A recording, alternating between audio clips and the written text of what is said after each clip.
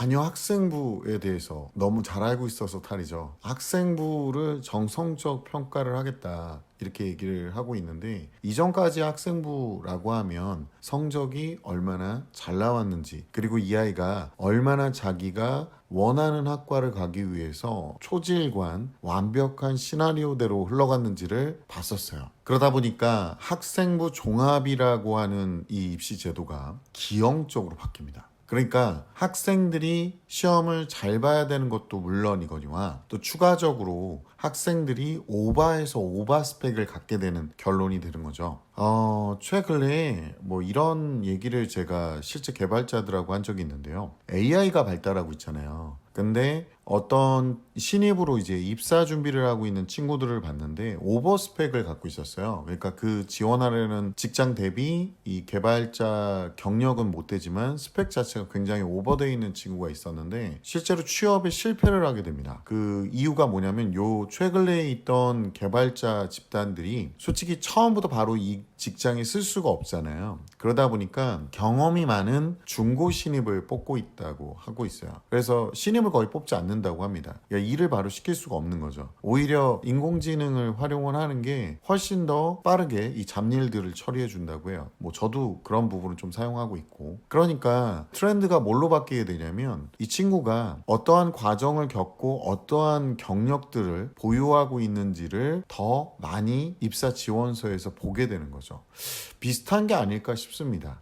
실제로 우리 학생부는 또 타인이 기록해 주는 거기 때문에 이게 좀 짜증나는 게 뭐냐면 처음에는 꼼꼼하게 잘 가다가 뒤로 갈수록 이게 무슨 말이지 하는 문장들이 후반부에 가서 생겨납니다. 성실히, 참여함, 잘 마침, 이런 것들이 반복되어 있는 세특들을 보게 되면 저희가 봐도 지루하잖아요. 그러니까 사실상은 덮게 되는 거죠. 근데 일반 학부모님들도 만약에 아이의 생기부를 보게 되면 이렇게 덮게 되는, 별로 재미없는 이런 내용들인데 입학사정관은 이걸 다 읽을까요? 그리고 읽는다고 해도 진짜 뭘 중요하게 볼까요? 2025년 고교 학점제가 전면 도입되면서 우리 아이의 학생부는 단순히 점수 종합표가 아니라 자기소개서이면서 포트폴리오이면서 진로 계획서이면서 이것들이 다 합쳐진 종합 인생 이력서가 돼버렸습니다. 근데 중요한 건 그 이력서를 입학사정관이 10분 안에 판단해야 된다는 사실이죠. 알고 계셨나요? 자, 이제 현실적인 이야기를 좀 해보도록 하겠습니다. 입학사정관이 하루에 몇 명을 볼까요? 입학사정관은 많게는 하루에 40명 정도를 봐야 됩니다. 와, 그러면 한 명당 서류 검토 시간을 생각을 해보면 고작 10분.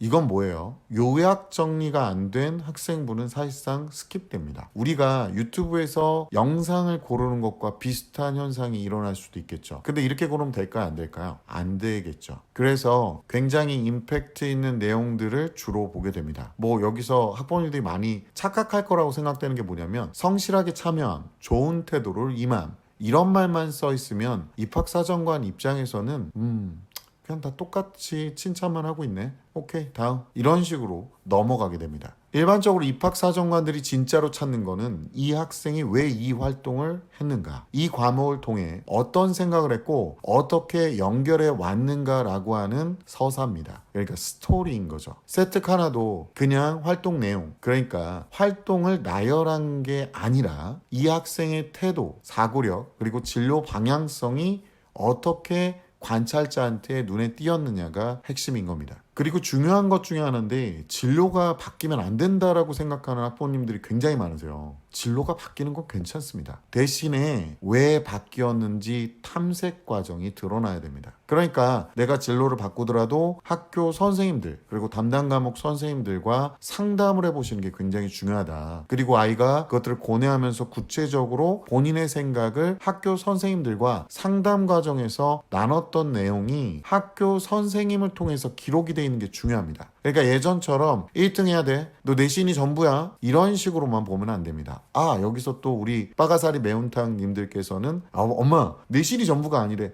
아니, 내신이 다 좋고 그 다음에 추가로 이런 것도 해야 된다는 얘기예요. 내신이 전체를 구성하는 건 아닌데 내신이 개중요합니다. 하여튼 애들 앞에서 뭔가 얘기를 잘못 삐끗하면요, 이걸 또 희한찬란하게 해석해 옵니다. 그러니까 지금도 인문논술 봐가지고 공대 들어가서 자기가 전과하겠다고 하는 이런 매운탕거리들이 생겨나고 있는 거죠.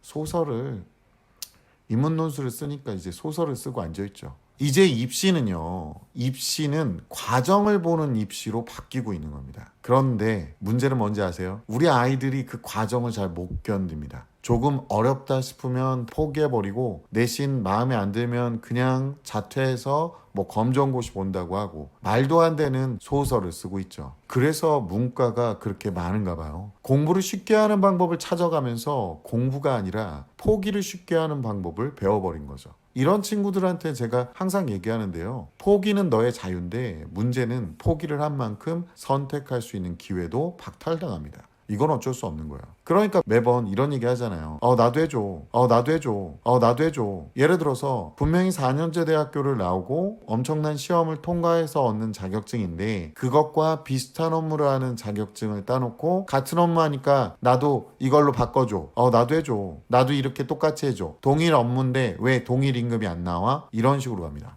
이런 거는 경쟁의 어떤 기본이 잘못되어 있는 거죠. 입학사정관들이 보고 있는 거는 뭐냐면 타인에게 기록된 가장 인상적인 아이의 행동들입니다. 그러니까 아이가 어떤 과목에 대해서 이것들을 근거와 명분 있게 얼마나 꾸준히 끌고 나갔는지, 그리고 이 과목들에 대해서 얼마나 포기하지 않고 집착했는지가 기록되어 있는 게 관건이겠죠. 이 학생이 왜 이걸 했는지, 그걸 해내기 위해서 무엇을 어떻게 견디고 있는지, 그게 보이면 점수가 좀 부족해도 뽑힐 겁니다. 그리고 요즘에는요, 이런 것 또한 인공지능으로 읽어내서 걸러낼 수 있습니다. 그러니까 학생부에 어떤 행동했어, 뭐뭐 잘 봤어, 이런 식으로만 써 있는 걸 갖고 어머니들 엄청 많이 써 있다고 좋아하시는데요. 이제는 양보다 질입니다. 그러니까 분명히 알고 계셔야 될 게 선생님께 어떻게 본인이 각인됐는지가 관건이라는 거죠. 그러니까 요즘 애들 보면 엄마한테 하는 것처럼 학교에 가서 똑같이 하고 앉아있는데 너네는 갑을 병정의 정이야, 정.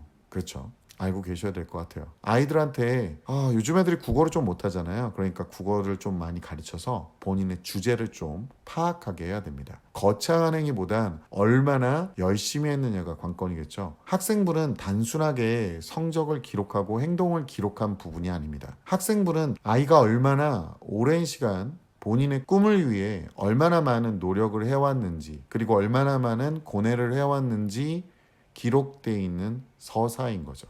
그걸 잊지 마세요.